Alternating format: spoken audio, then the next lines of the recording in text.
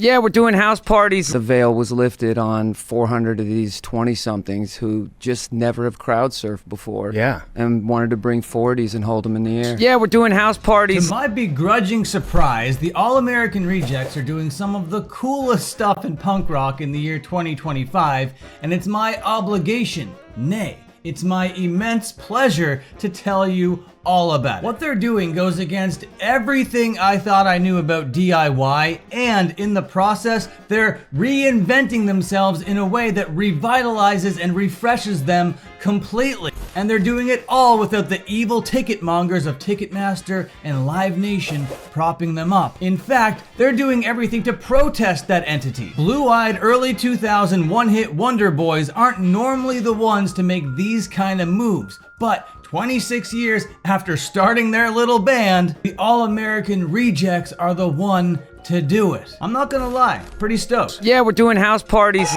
We're seeing my face up against you, up against you. Why my way up against you? This is an All-American Rejects house show in the year 2025.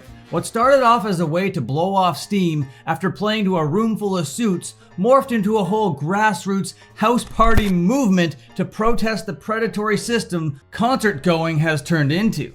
You know, we're watching it fall right now, like these paper tickets, giant dynasties going to these giant rooms and selling half the room $800 a pop. Yeah. And then they dish out hundreds of tickets to local promoters to just give them away to the next 20,000 people. Right. So it's like I'm the guy who bought an $800 ticket, and Joe Blow behind me didn't pay anything for the sausage I bought. Before we can understand the significance of what frontman Tyson Ritter is talking about here, we're gonna need to go all the way back to Stillwater, Oklahoma in the year 1999. Schoolmates Tyson Ritter and Nick Wheeler were bored one day, so Nick got some drums and Tyson got a bass. After f***ing around for a bit, they found a guitar player named Jesse. They called themselves the All-American Rejects and made a 12-song demo. That album would go on to be known as the Blue Album in the year 2000. It sounds a lot like early Blink-182. I'm a big fan. It must be the season. You gave me the ring back again. A 12-song demo is what I'd call a bad idea. If you're planning on shopping around your sound to venues, managers, and labels, giving them 12 songs to sift through is a tall ask. Most people in the business are what I'd call busy, and they don't got time for 12 whole songs. They'd be all like, "What are you doing giving me 12 songs over here?" Probably. The band quickly learned that concept, so they put together a shorter demo with, get this, you ready? 10 songs. Much better. LOL. As unconventional as a 10-song demo may be, it worked. It caught the attention of the indie label Doghouse. Before recording their debut, Jesse would run off to join a folk band, leaving just Tyson and Nick to make the record. Good thing Tyson was charismatic and Nick could play all the instruments. They locked in and produced their self-titled debut, which was released by Doghouse in October of 2002. It was a hit. Nick would move permanently over to guitar. Nick Campbell would play drums for about a cup of coffee before being replaced indefinitely by Chris Gaylor. The album was filled with catchy earworms, hooks, and swoony vocals. That, my friends, sounds like money. And you know who likes money? Major labels. And you know what makes money? Hooks sung by hunks. Duh! By February of the following year, the band would get signed to major label DreamWorks, and the album would see a second release at this time. DreamWorks upped their distribution, leading to them going platinum and peaking at 25 on the illustrious Billboard Hot 200 chart. The hit single Swing Swing would help the band go certified platinum in the United States.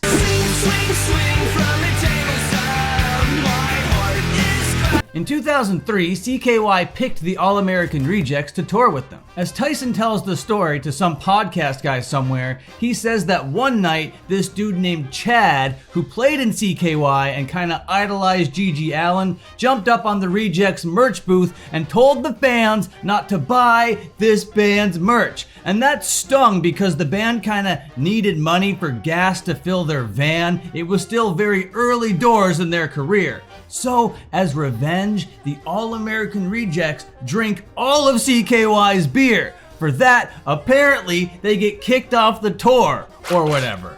Who cares? Not them, they were signed to DreamWorks and set to head out on the Warped Tour and headline a tour of their very own. F CKY and that GG Allin Chad guy.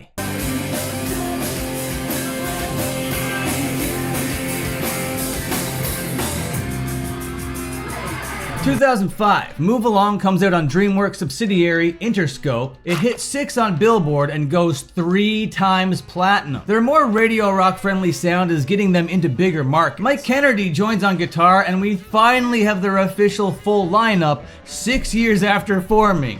Very unconventional. 2008, the appropriately named When the World Comes Down would be released as the world was coming down due to a collapse in the housing market, leading to the cute little thing we call a recession. In 2009, they joined a massive tour package for when Blink-182 reunited back then, with bands like Weezer, Taking Back Sunday, and Fall Out Boy. Keep in mind, a band that gets this big normally is done with house shows, typically.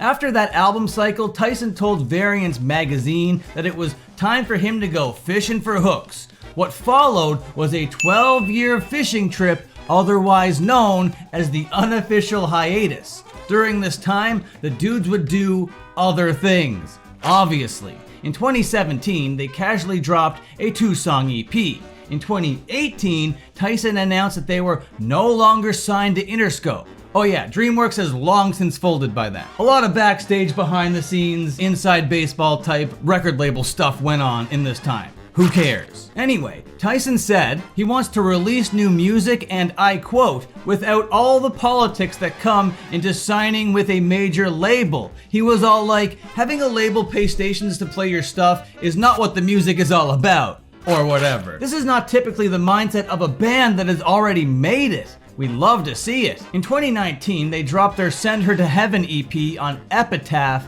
and it kind of feels like the hiatus is over. In 2022, they play the When We Were Young Fest, and it looked like this. Jam-packed. People singing and dancing, arms flailing everywhere. So you're telling me this is the band that goes on that house party tour? Yeah, so what the hell is this house party thing all about anyways?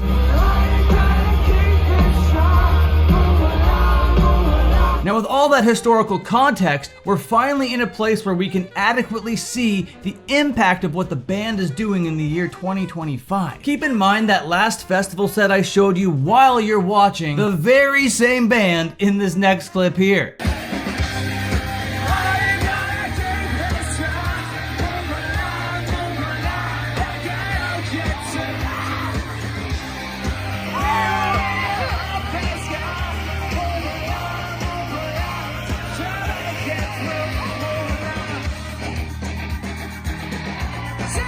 It has all the excitement, but it's 1,000 times more intimate. In interviews, Tyson has said he doesn't really feel truly like one of the quintessential 2000s emo pop punk bands. He always felt a little left out of those circles. So coming back to play When We Were Young kind of reaffirmed that to him. It was all the same bands as back in the day, and now with the benefit of retrospect, it was clear that there was a new path in front of him, an opportunity to carve a whole new legacy.